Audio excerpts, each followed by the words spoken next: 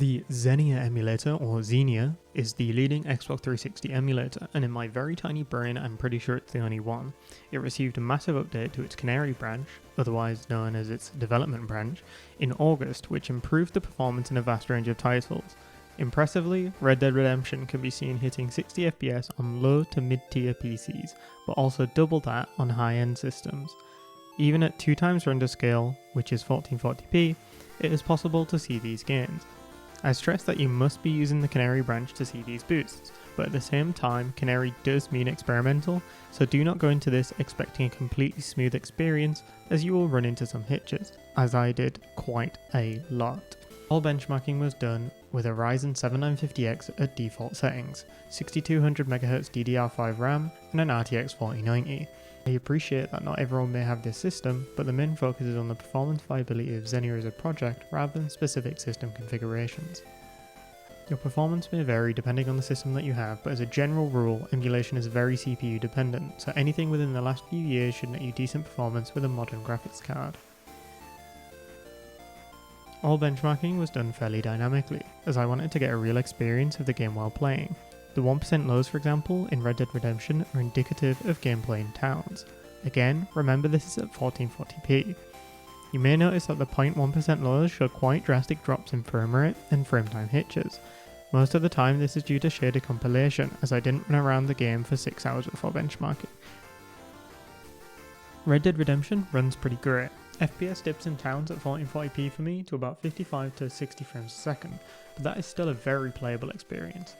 There was one glitch where the first West Dickens mission wouldn't load and it would just show a perpetual black screen, but this was fixed through toggling an option in the config and limiting my frame rate. If the game is running faster than 30 FPS, which is what it was originally designed for, then the scene fails to load. I also included the figures for Undead Nightmare in the graph, as I personally have the Game of the Year edition of the game. I did originally assume that Undead Nightmare might be more demanding due to the heavy reliance on towns in the game and light effects from the hundreds of fires everywhere. However, I was pleasantly surprised to see the performance is about the same as the main game. It's absolutely incredible that Red Dead Redemption is playable on PC at all, let alone start to finish with twice the resolution and more than twice the frame rate.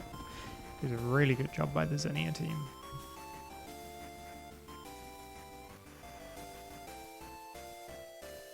Originally, I was going to show Fable 2 capped at 62 FPS, however, this update has meant we can hit frame rates of 120 FPS and above, at least on my system, which is a 7950X and 4090. One of the hitches I alluded to in the introduction was to do with character rendering in Fable 2. A temporary fix was to run the game at its original resolution with some settings tweaked in the config, otherwise you would look like a locked fighting game character and your dog would literally explode, sucking you into the back rooms. As of 19/12/2022, this issue was actually fixed by a member of the community, and he even provided another patch which unlocked content from the Game of the Year edition in one of the chests in the guild room. This was originally locked behind Xbox Live.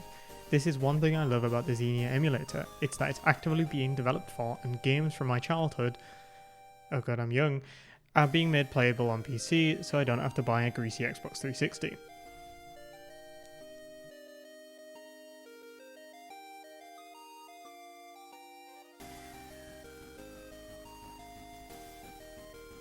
Sonic Unleashed unfortunately can be only described as jank. It fails to run properly, and even when it does, you're usually less than 5 minutes away from the entire screen going black, but the game's still running. You can clear runtime cache with F5 or through the menu, but doing this every 10 minutes, especially when you're mid-level, can get extremely annoying. However, Xenia is moving surprisingly fast as a project, and the community is very much interested in seeing it succeed.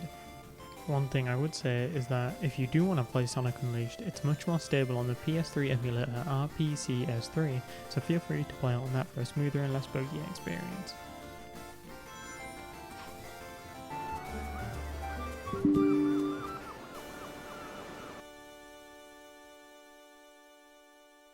Hopefully you can see the massive strides the Xenia, whatever I'm pronouncing it wrong, development team and community has made.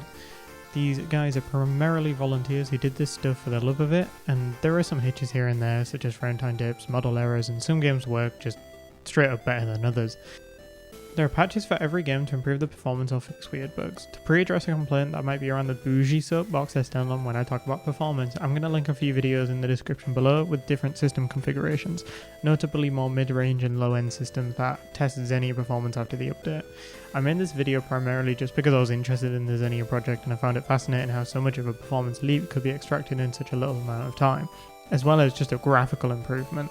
For example, this is what Fable 2 looked like 1 year ago on Xenia.